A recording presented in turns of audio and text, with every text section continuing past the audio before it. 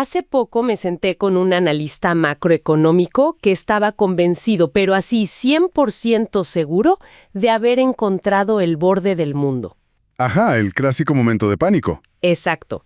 Tenía su portátil abierto, mostrándome unas hojas de cálculo de deuda corporativa china que sangraban en rojo. Es aritmética básica, me decía. Se inclinaba hacia mí con una especie de entusiasmo muy sombrío. Según todos sus datos, el colapso no era una cuestión de si iba a pasar, sino de cuántas semanas faltaban.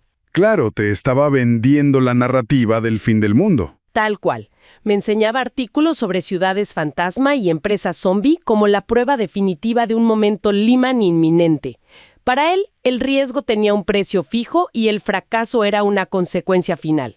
Pero, y aquí viene lo interesante, mientras hablábamos, en una pantalla detrás de él, aparecieron las imágenes de una nueva terminal de carga masiva. Una de esas infraestructuras gigantescas. Sí, totalmente automatizada, inaugurándose en Guangzhou. Su expresión cambió de la confianza total a una confusión profunda, súper agitada. Me susurró. Las matemáticas dicen que están muertos, pero las máquinas siguen funcionando. Las luces no se apagan. Las luces no se apagan. Y esa es la paradoja que rompe casi todos los modelos económicos occidentales que estamos revisando en la inmersión de hoy. Vemos un bucle de deuda que debería haber detonado hace años. Vemos empresas vendiendo a pérdida y bancos que parecen no tener más remedio que seguir alimentando el horno con crédito fresco. Porque según cada libro de texto que tenemos en Occidente, esa burbuja debería haber estallado en el momento exacto en que el retorno de inversión se volvió negativo. Liar, es que en este sistema, el deudor, el acreedor y el árbitro están sentados a la misma mesa comiendo de la misma olla estatal. Es un ecosistema cerrado. 100%. Es una realidad donde una pérdida financiera no es un incendio que lo consume todo, sino el combustible para comprar estabilidad social y dominio global. Esto nos deja preguntándonos si estamos ante una nueva y sostenible forma de alquimia industrial o si simplemente somos testigos de la mecha más larga y controlada de la historia financiera. ¿Y por qué cuando las reglas del ajedrez dictan que el rey debe caer, ellos siguen jugando una partida de Go donde el tablero simplemente no deja de expandirse? Exactamente. Nuestra misión hoy es desmenuzar toda esta información, entender las dinámicas de fondo, sin emitir juicios, y explorar cómo este modelo desafía todo lo que creíamos saber sobre la economía global. Y para entrar de lleno a desenredar esta paradoja, siempre me viene a la mente una analogía que me parece buenísima. En primera persona te digo, esta es la metáfora macroeconómica perfecta. A ver, cuéntame.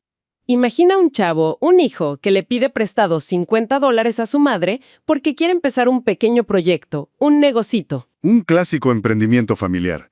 Me imagino que el proyecto fracasa. Fracasa rotundamente. 0 ventas, 0 retornos. Llega el día de pagar y el hijo no tiene cómo devolver el dinero. Ahora, si lo vemos en el sentido estricto de las finanzas tradicionales, la madre tiene $50 menos en su cartera. ¿Hay una pérdida clara ahí? Pues sí, ella perdió liquidez inmediata. Técnicamente estamos hablando de un impago. Exacto. Pero aquí está el truco. La familia, como unidad, como hogar, no está en bancarrota. El billete de $50 sigue físicamente dentro de la casa. Tal vez está en el cajón del buró del hijo o invertido en materiales que están ahí guardados en el garaje. La riqueza neta de ese hogar, en relación con el mundo exterior o con los vecinos, no ha cambiado en lo absoluto. El dinero simplemente cambió de bolsillo bajo el mismo techo. Así es, y esa es la base de todo esto. Lo fascinante aquí es que esta historia ilustra de forma brillante cómo opera el balance consolidado nacional en este modelo. A nivel macroeconómico, los actores principales nunca salen de esa misma casa. Si revisamos la estructura a fondo, vemos que los grandes bancos comerciales, los famosos 4 grandes, son propiedad del Estado. O sea que el prestamista es el Estado. Totalmente. Y los mayores prestatarios, que son estas colosales empresas estatales de infraestructura o tecnología, también son propiedad del Estado. Y para cerrar el círculo perfecto, el árbitro definitivo, el regulador que dicta las reglas del juego y las tasas de interés, es el mismísimo Estado. Todos operan bajo ese mismo paraguas gigante. Entonces, cuando leemos en las noticias que una enorme fábrica de paneles solares o una planta siderúrgica no puede pagar su deuda al banco, nuestra mente occidental inmediatamente piensa en crisis. Pensamos en dos enemigos privados en un mercado libre, donde uno va a liquidar al otro para recuperar sus centavos. Exacto. Pensamos en abogados, embargos y remates.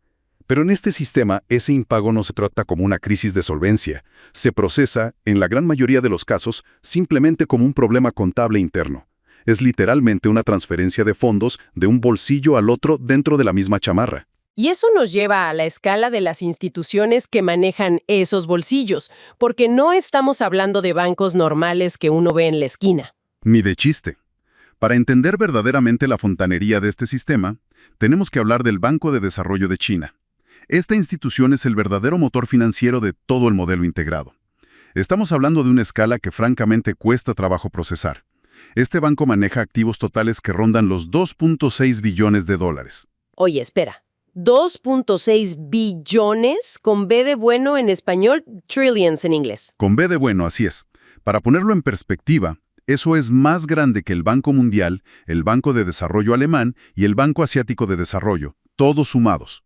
Es una locura. Es un poder de fuego financiero que no tiene comparación. Y lo más importante no es solo el tamaño, sino su misión.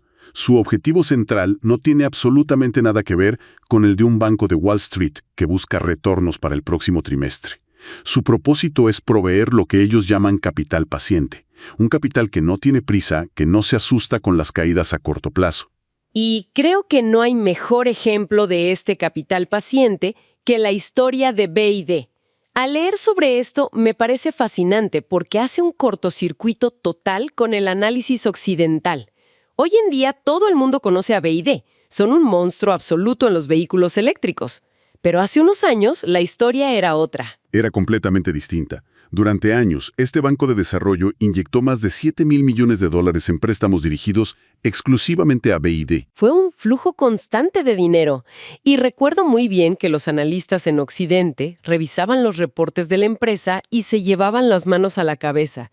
Juraban que la compañía estaba peligrosamente sobreapalancada. Decían, es inminente, van a colapsar, nadie puede sostener este nivel de deuda con esos márgenes. Claro, porque estaban aplicando la lógica tradicional. Veían la deuda como un riesgo fatal. Sin embargo, esa inyección masiva de capital paciente fue justo lo que le permitió a BYD invertir agresivamente en investigación y construir fábricas de baterías cuando nadie más lo hacía. Crearon al mayor fabricante de vehículos eléctricos del planeta, que hoy exporta a nivel global y compite al tú por tú con quien sea. Yo estoy convencida de que esto demuestra una filosofía muy distinta. Es un enfoque de maximización de activos, de construir capacidades reales y tangibles en lugar de una simple maximización de beneficios financieros rápidos.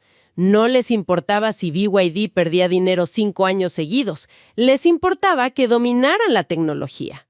Así es la construcción deliberada de una base material fuerte. Ese capital paciente garantiza el desarrollo a largo plazo.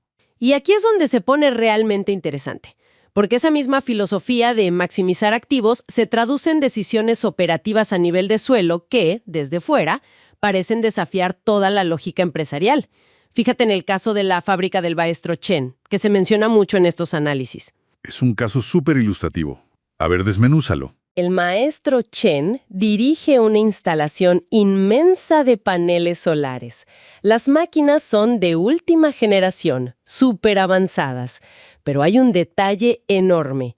La fábrica opera con pérdidas financieras masivas mes tras mes. Está en números rojos profundos. En una economía de mercado tradicional, esa fábrica ya estaría cerrada, liquidada y las máquinas vendidas al mejor postor. Sin dudarlo. Pero en el caso del maestro Chen, las máquinas siguen operando a todo lo que da. Mantener esa fábrica abierta a pesar de perder millones no es caridad. Es el pago de una prima de seguro estratégico. Se hace con un propósito dual muy específico. Primero está el factor humano, ¿verdad? Exacto. Tienes a 3.000 trabajadores ahí. Cerrar significa mandar a 3.000 familias a la calle, sin ingresos. En un sistema que prioriza la estabilidad social, el desempleo masivo es inaceptable. El costo de absorber las pérdidas es mucho menor que el costo social de esa inactividad. Ese es el primer pilar. Y el segundo es el conocimiento. 100%. Es no perder habilidades industriales invaluables. Si esa fábrica cierra, las máquinas se oxidan. Y peor aún, los ingenieros altamente capacitados se dispersan. Se van a manejar un taxi para sobrevivir y esa capacidad industrial humana desaparece. Y reconstruir eso toma años. No puedes solo presionar un botón cuando el mercado mejore. Al mantener las luces encendidas, el Estado asegura que cuando el mercado global de paneles solares se recupere o cuando los competidores extranjeros quiebren porque sus bancos privados les cortaron el crédito, ellos van a ser los últimos en pie. Mientras Occidente liquida, ellos preservan. Y la mecánica de cómo ejecutan esa preservación en el día a día es fascinante. La historia de Xialu, el empleado bancario, lo ejemplifica perfecto. Ah, sí. Esa anécdota es clave para entender la psicología detrás de los escritorios. Imagínate la escena. Una sala de conferencias de un banco local, llena de humo de cigarro, carpetas por todos lados. Xiaolu está revisando los libros de un parque industrial gigantesco. Los números son un desastre. El parque no puede pagar el capital y ni siquiera puede cubrir los intereses. Están en default técnico total. En Nueva York, el director del banco estaría gritando y llamando a los abogados. Exacto. Pero el director de Xiaolu mantiene una calma absoluta. No clasifica la deuda como un préstamo zombie. En lugar de eso, hacen algo que llaman renovación estratégica. Que suena muy elegante, pero ¿qué es en la práctica? Implica tomar ese préstamo impagable y extender los plazos 20 o 30 años más. Reducen las tasas a casi cero o cambian la deuda por acciones del parque industrial. Ahí es cuando Xiaolu entiende que su banco funciona como un departamento gubernamental más. El prestamista y el prestatario responden al mismo jefe. Al Estado. Al Estado. Yo veo esta dinámica como manejar un glaciar enorme. En lugar de dejar que caiga de golpe y cause una avalancha financiera que destruya la economía local, lo derriten centímetro a centímetro. Lo diluyen a lo largo de décadas para mantener la paz social. Es gestión de crisis en cámara lenta, y esa estabilidad la usan para dirigir toda la fuerza del país hacia objetivos hiperespecíficos, usando un documento interesantísimo, el Catálogo de Orientación Industrial. El famoso catálogo. Es la brújula del modelo. Literalmente, clasifica cada industria en categorías, y si una empresa entra en una industria fomentada, como semiconductores, robótica o energía solar, el Estado abre las compuertas, terrenos gratuitos, préstamos baratos a largo plazo, hasta las universidades crean departamentos de ingeniería a medida para formar a los trabajadores que esa industria va a necesitar.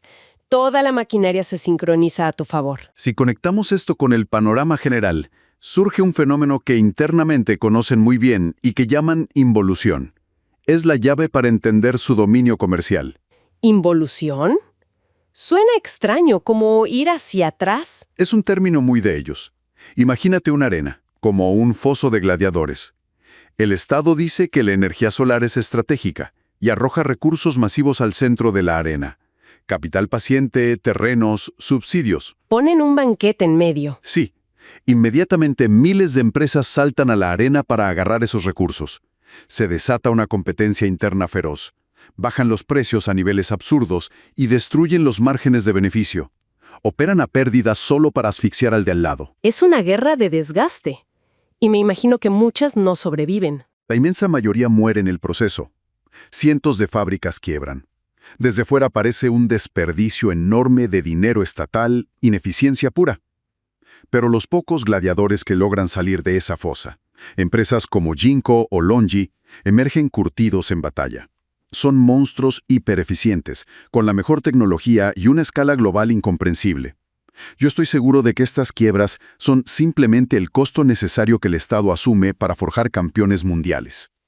Y esto tiene implicaciones gigantescas, sobre todo si lo vemos desde la perspectiva del comercio internacional y la soberanía económica en lugares como América Latina o México. Es un cambio de reglas completo para las economías emergentes. Totalmente, porque la capacidad de este sistema de asumir pérdidas como simples intercambios estratégicos redefine la competencia justa. Si tenemos una empresa manufacturera en México, asumimos que competimos bajo reglas de mercado, pagando nuestra luz y buscando crédito privado. Con tasas de interés altísimas a veces. Exacto. Pero de repente nos encontramos compitiendo contra estos gladiadores hipereficientes, gigantes que tienen el respaldo incondicional y el capital paciente infinito de un Estado soberano entero. Es una competencia completamente asimétrica. Nos obliga a evaluar muy seriamente las relaciones entre el Estado y el mercado a nivel local. Definitivamente, te enfrentas a un ecosistema diseñado para dominar las cadenas de suministro críticas del futuro. Este modelo de capitalismo de Estado integrado ofrece una vía de desarrollo alternativa muy potente frente al tradicional consenso de Washington. El consenso de Washington que siempre nos dijo que el Estado debía hacerse a un lado. Así es, aquí vemos lo contrario. Su éxito está ligado a una estructura de Estado liderado por el partido, con una escala demográfica gigantesca y un contexto histórico único. Y el Estado interviene para resolver problemas estructurales graves, como el asunto del ahorro preventivo. Ese es un punto buenísimo. La dinámica del ahorro allá es súper particular. Muy particular, por factores históricos, la población tiene una tendencia fortísima a ahorrar compulsivamente, por miedo al futuro, para salud o vejez. En una economía normal, tanto ahorro estanca el consumo y la economía se frena. Falta demanda. Exacto. ¿Qué hace el Estado? Interviene. Toma todo ese inmenso ahorro a través de sus bancos estatales y lo usa para construir infraestructura física colosal. Trenes de alta velocidad, megapuertos, hospitales. Esa base física sostiene la economía a largo plazo y consolida un modelo que prioriza la independencia y la autodeterminación nacional. Entonces, ¿qué significa todo esto para la liquidez diaria? Uno se pregunta, ¿cómo sostienen todo esto sin caer en una crisis inflacionaria masiva? La respuesta, al revisar los datos, está en los estrictos controles de capital. A mí me gusta imaginarlo como el tapón atascado de una bañera. A ver, explícanos la metáfora de la bañera. En una economía emergente típica, si el Banco Central imprime muchísimo dinero, los inversionistas se asustan, el dinero huye al extranjero y la moneda se devalúa. El agua se escapa por el desagüe. Fuga de capitales de manual. Tal cual. Pero en este modelo, el tapón bloquea casi por completo esa salida. Hay controles de capital súper estrictos, así que cuando el Banco Popular de China inyecta liquidez masiva, ese dinero no puede escapar. Lo fuerzan a fluir directamente hacia la economía física. Hacia la robótica, la investigación, lo que diga el catálogo. Exactamente. Evitan que el capital se fugue o se diluya en especulación pura. Es un sistema cerrado y presurizado para construir músculo industrial de forma constante. Y toda esta inmensa ingeniería, desde el capital paciente hasta los controles de la bañera, culminan un concepto oficial que rige su futuro: la estrategia de circulación dual. La famosa circulación dual. Es como la pieza final del rompecabezas. Así es. Tiene dos frentes. La circulación interna busca fortalecer y blindar su mercado doméstico. Quieren un mercado estable, que consuma constantemente, apoyado en toda esa infraestructura, un colchón de resiliencia enorme. Para que ningún choque externo o sanción detenga su economía. Exacto. Y luego está la circulación externa, que persigue consolidar al país como el proveedor indispensable de alta tecnología y energía verde para el resto del planeta. Los gladiadores salen a dominar el mundo. Al final del día, esto nos muestra que el futuro del capitalismo global y el centro de gravedad económico podrían no estar definidos por los retornos rápidos de Occidente. El panorama se está reescribiendo basándose en la implacable resiliencia industrial, la orquestación estatal y una visión a largo plazo que no se detiene ante nada.